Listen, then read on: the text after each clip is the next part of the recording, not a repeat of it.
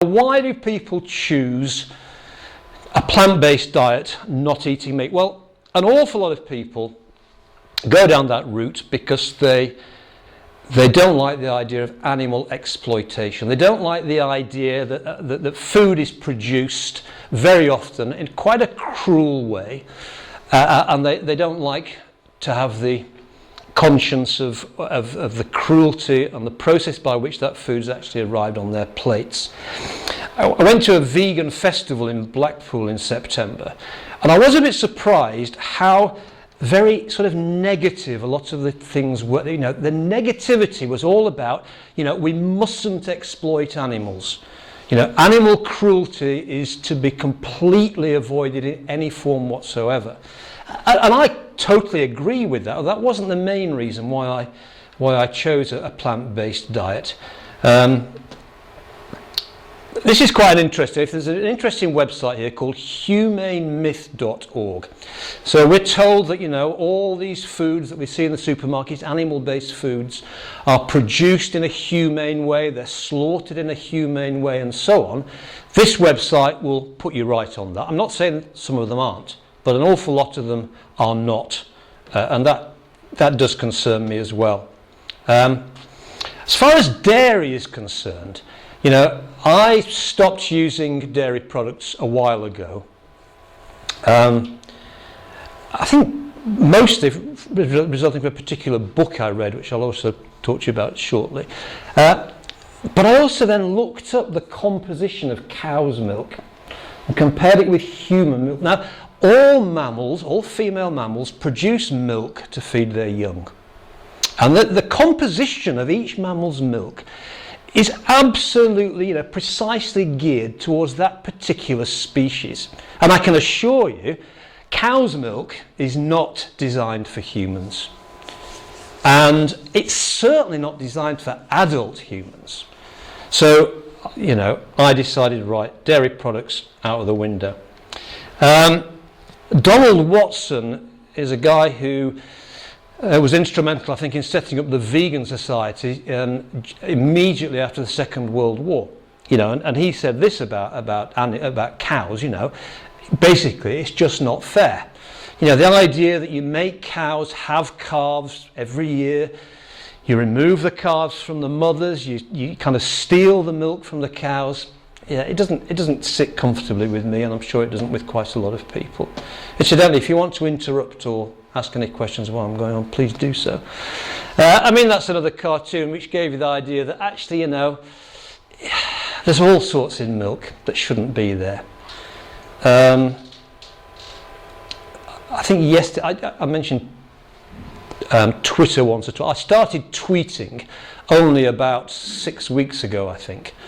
And I've been amazed just how much information is being put on Twitter and on the internet about, you know, about this type of thing. I think I probably got this from a tweet. There was a tweet yesterday, I think, comparing non-dairy milks with dairy milk, and, you know, it's very interesting, really. You know, another reason why people don't choose not to eat meat is the way that, you know, the production of meat, intensive farming, has changed so much over the last, particularly since the middle of the 20th century. You know, and the idea that chickens, broiler chickens, are selectively bred, they're fed very high protein diets, you know, they're fed antibiotics, all this sort of stuff, you know, to make them grow A, larger, and B, much more quickly, and it's totally unnatural. And what you end up with is, I think, pretty questionable, really. Of course, it's not always easy to persuade everybody that they shouldn't really be eating meat, and they should really be eating far more plant and vegetable material. I thought that was quite an interesting one. I know some people like that dog, actually. And I thought this was quite good as well. If you want to just read that quickly, it's sort of, in some respects, put it in some kind of context. You know, the whole idea that you would give up meat, you know, could be the, you know, the absolute last resource for a lot of people. One of the myths that's often been portrayed about plant-based diets is it's difficult to get certain nutrients. You know, the ones that are always quoted are calcium. Well, and these are complete myths, believe me. Calcium, vitamin B12, selenium, you know, lots of the essential amino acids, lots of the, you know, the essential fatty acids and so on. It's perfectly possible to get those adequately, more than adequately, from a plant-based diet. And when you look at the internet, and when you look at the information that's being put out there, there's hardly anybody that I've come across saying, oh, you must eat meat, you must eat dairy products. There's an awful lot of people now, like this gentleman, you know, beginning to say, actually, we probably shouldn't really be eating that much meat, we shouldn't really be eating that much in the way of animal products. You know, there's a huge amount of so-called affluent diseases of affluence in the West. Diabetes being one of them, particularly type 2 diabetes, strokes, coronary heart disease, cancers, obesity, and so on. And there's an awful lot of evidence beginning to accrue that a lot of those things, most of them, in fact all of them, could be reduced significantly on a vegan plant-based diet.